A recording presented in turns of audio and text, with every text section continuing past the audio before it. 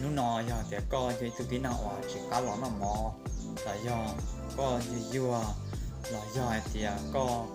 มัวหมอทอหล่อติดคอตัวหมอรองแล้วเอรองเราอยู่จิลีจีจ่อแล้วอยู่ผู้จิลีจีเชียแล้วแต่อยู่จิลีจิก้าหลอนหมอเอก็ตื่นเทียนเทียเขาแก่ตาแต่จะแก่ยั่วแต่หล่อ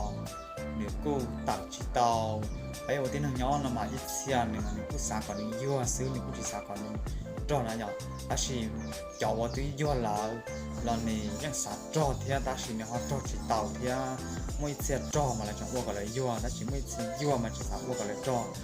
ย่อแต่ทุกน้องก็ยังตัวที่นั่งว่ายั่วไอ้เขาสาจ่อเทียนั่นหรอก็โชว์เฉยๆเทียก็คงสต้องกับกูหมอเขาเก๋แต่ก็เดี๋ยวป้าเตาก็การหลอนน้ำหมอก็จ่อก็ดูก็รงใช้นะหยอกก็อยู่รงเก้ารงรอบตัวเฮอยู่ตัวที่ตัวกับเทลีสารรู้อยู่นะหยอกเยอะเดียอีเสียมาที่นั่งน้ำมันย่อมเนี่ยก็เยอะเตารงใช้เทียหยอกอีเสียมันยั่วเตาลงช่วยรงใช้เท่านั้นหยอกเดี๋ยวทุกน้องก็เยอะตัวที่นั่งว่ายั่วเห็นเขาสารจอที่น้องเท่าเฉยๆเท่าสามารถหุบเกศต้องเรากูหมอเกศแต่ก็เนี่ย